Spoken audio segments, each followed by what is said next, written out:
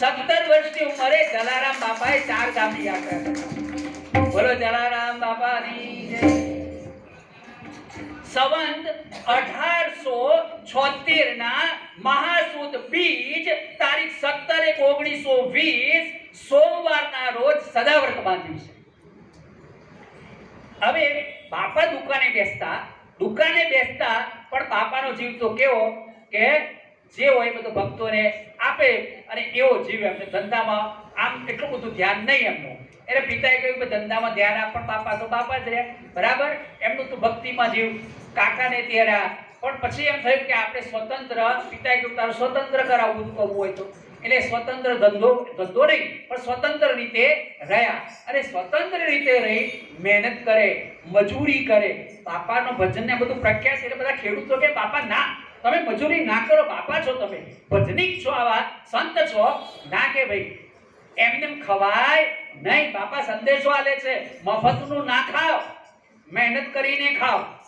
બાપા કહે છે મહેનત નું ખવાય. બાપા અને બા વીરબાઈ માં મહેનત કરે છે અને વીરબાઈ બા અને બાપા અનાજ લાવે છે. પોતાના માપનું અનાજ થયું અને પછી વધ્યું તો શું કરીએ કે ચાલો ગરીબોને રોટલા ખવડાવી દઈએ અને એમાંથી અન્ય ક્ષેત્ર શરૂ થયું. દાણા વધે તો વેચવા માટે ના ગયા, પૂરતું મળે છે, બરાબર છે, પણ જે બધું એના સિવાયનો ચાલો દહીંનું આપણે શું કરીએ, ભૂખ્યાને ભોજન આપીએ. જાતે ઘંટી દળે છે બાપાની બા, જાતે ઘંટી દળે છે અને એ રીતે અનાજ દળી અને ગરીબોને જે આવે છે મહેમાનોને કોઈ પણ જાતના ભેદભાવ વગર અમીર ગરીબ જે કંઈ હોય એમને બાપા શું કરે છે, જમાડે છે. સદાવ્રત બાંધ્યું છે. સાધુ સ્વરૂપે ભગવાન આવ્યા છે. આપણે વિગતે વાત કરી હતી.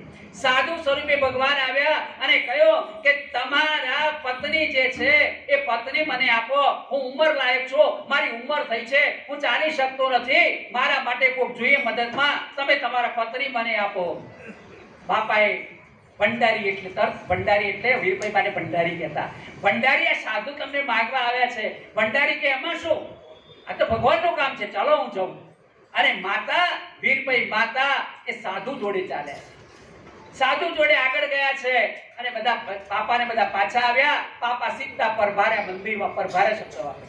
મંદિરમાં ગયા છે, ઠાકોરજીની પૂજા કરી છે અને આ બાજુ બીજા પોતાને ઘરે ગયા. થોડા સમય પછી સમાચાર આવ્યા કે બાપા પેલા જે ઋષિ આવ્યા, પેલા આવ્યા હતા ને મહારાજ, એ મહારાજ તો ઠીક છે પણ બહાર રડે છે નદી કિનારે. લગભગ 2-4 કલાક 6 કલાકમાં સમાચાર આવ્યા. એટલે બધા ગયા ત્યાં ગાડી અને આકાશવાણી થઈ કે પેલા સાધુ આવ્યા હતા. એ સાધુએ શું કર્યું કે મારે જંગલ જવું છે એમ કરી નીકળી ગયા અને જોડી આપી છે, ધોકો આપ્યો છે અને રોટલા એવું કંઈક બોલતા હતા કે આવું બોલતા હતા. અને સાધુ જતા રહે કે મારે જંગલ જઈને આવું છે. સાધુ જતા રહ્યા છે, બહાર રડે છે. આ બધા આવ્યા, જલારામ બાપા ને બધા ત્યાં આવ્યા છે. આ બધી વાત કહે છે અને આકાશવાણી થાય છે કે હું તમારી પરીક્ષા કરવા આવ્યો હતો, પરીક્ષામાં તમે પાસ થયા છો અને મારે આ બા તો ખાલી તમારી પરીક્ષા કરવા કે તમે કેટલા તમારા સંકલ્પની અંદર તમે મજબૂત છો એ મારે જોવું હતું. અને એ રીતે બાપાની પરીક્ષા કરી છે. વીરભાઈ માતા પાછા આવ્યા છે અને જલારામ બાપાનો જય જયકાર થયો છે. બાપા કે મારો નહીં, ભગવાન રામચંદ્રનો જય જયકાર કરો, મારા ઠાકોરજીનો જય જયકાર. તો સંવંત 1886 માં સાધુ સ્વરૂપે પરમેશ્વરી નિશાનીમાં જોડી અને ધોકો વીરભાઈ માને અર્પણ કર્યો છે. સંવંત 1935 ના કારતક વદ 9 અને સોમવારના રોજ દુઃખદ ઘટના બને છે. અરે જીવનમાં જેને આપણને મદદ કરી હોય, આપણો પડછાયો જે રહ્યા હોય, દુઃખ અને સુખના આપણા સાથી બન્યા હોય અને જીવનની એક વાત આપણા જીવનના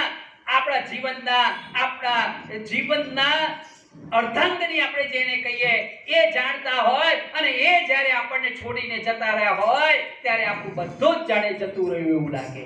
અને એ પણ આવી ગઈ. એ પણ હતી સંવંત 1935 ના કારતક સોમવાર 18/11/1878 ના રોજ વીરભાઈ માએ દેહ ત્યાગ કર્યો છે અને એ રીતે વૈકુંઠમાં એમનો વાસ કર્યો છે. જલારામ બાપા હવે એકલા પડી ગયા છે. હા, ભક્તો આવે છે, એમના જે મિત્રો જે બધા કામ કરે છે બધાએ આવે છે ત્યાં જલારામ બાપા પણ જે મનની વાત વીરબાઈમાંની કરતા હતા એવું પાત્ર જતું રહ્યું છે. અને જ્યારે આવું પાત્ર જીવનમાં જતું રહે છે ને ત્યારે દુઃખની શરૂઆત થાય છે. જ્યાં સુધી બે જણા એકલા છે ને આપણે સંસારની અંદર ત્યાં સુધી વાંધો આવતો નથી. ભલે છોકરા ભેગા રહે સારી વાત છે, ક્યાંક દૂર રહેતા હોય કઈ વાંધો નહીં, ધંધા પાણી નોકરીના કારણે એવું થતું હોય છે. જેમ આપણી ઉંમર વધતી જાય છે એમ ઉંમર વધતી જાય છે એમ શરીરમાં રોગ થતા જાય છે, કઈ ને કઈક રોગ થતા જાય છે. આપણા મિત્રો સંબંધીઓ ધીમે એક પછી એક જતા હોય છે. અને એક ક્ષણ એવી આવે છે કે આપણા જીવનના કાં તો ભાઈ પહેલા જાય, કાં તો બેન પહેલા જાય, કાં તો પુરુષ પહેલા જાય, પતિ પહેલા જાય, કાં તો પત્ની પહેલા જાય. અને જે એક જણ રહે છે ને એને જે જીવનને જે સહન કરવું પડે છે, એને જે યાતના સહન કરવી પડે છે એ ખરેખર દુઃખદ હોય છે. છોકરાઓ સારું રાખતા હોય છે, કમ્પ્લેટ રાખતા હોય છે, પણ એને સમજનાર વ્યક્તિ હોય તો એક જ વ્યક્તિ હતી અને એ જ્યારે ચાલી જાય છે